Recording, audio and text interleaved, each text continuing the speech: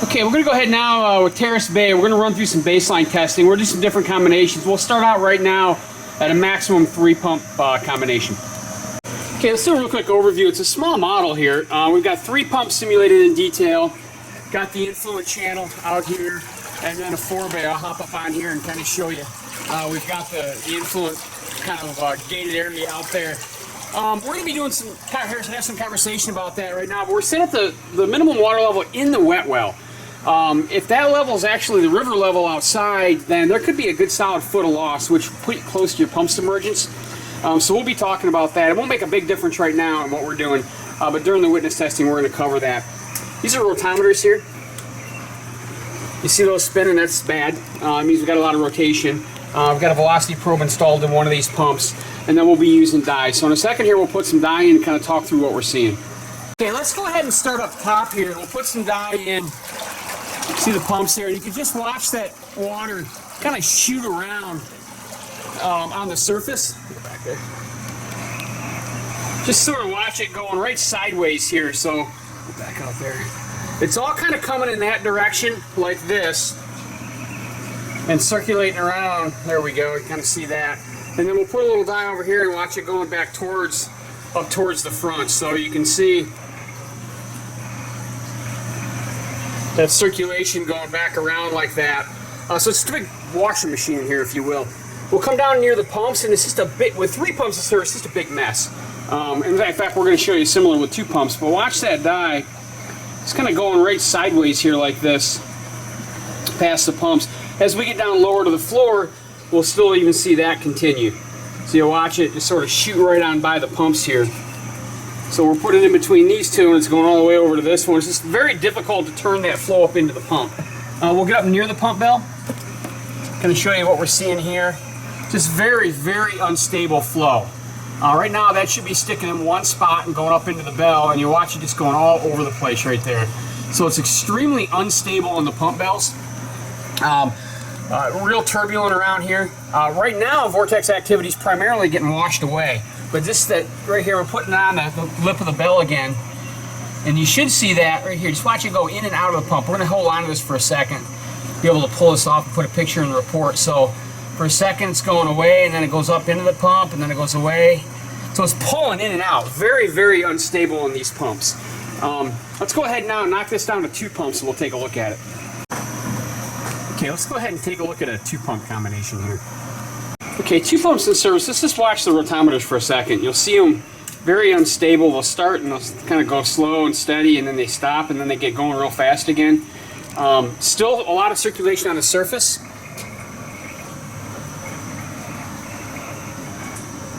Comes in and goes right around here. But down towards the pumps, it's improved in terms of not having quite as much cross flow.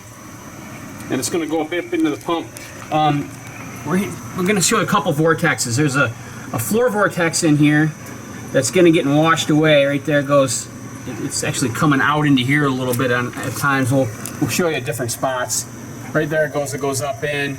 A second ago you saw it pretty strong.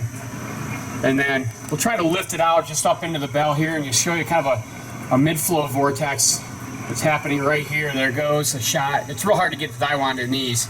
But it's got some real strong vortex activity. Right there goes one.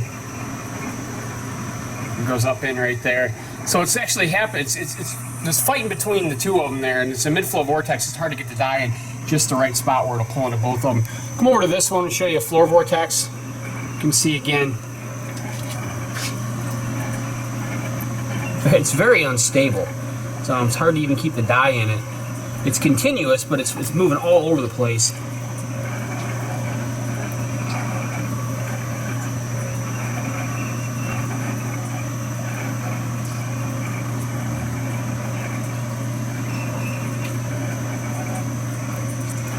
Pretty fast. You see that dark core every once in a while there. And then we'll go in the middle here, right into this area. Kind of show about a foot. I'm going to watch that. Again, the dye's blowing right by it up higher.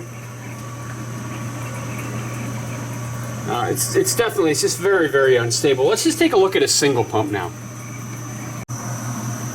Okay, let's go ahead and just take a look at a single pump.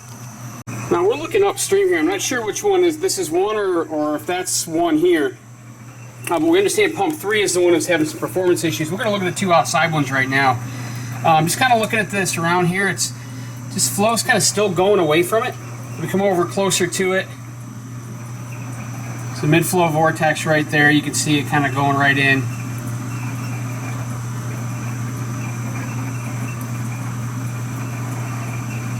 Strong floor vortex down there. You can see now it's very well organized. We put some dye on the bell. You're going to see a difference here.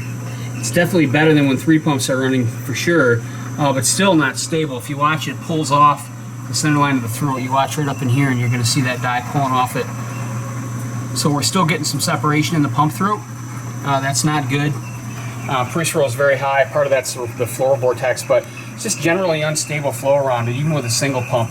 Let's go ahead now and just take a look at this outside one over here. Okay, we'll go ahead and look at what we're calling pump 3.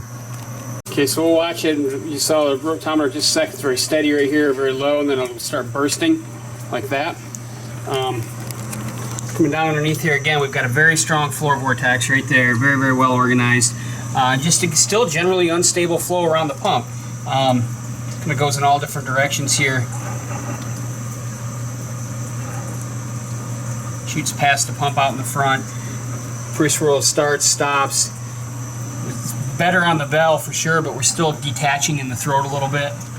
Right there, especially on this side, you can see a big detachment right here. It's really pulling right off.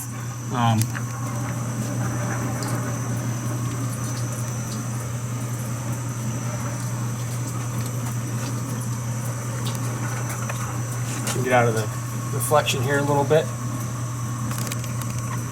There we go, we changed the lighting a little bit. I wanted to get a better shot of that flow detaching from that pump throat right there.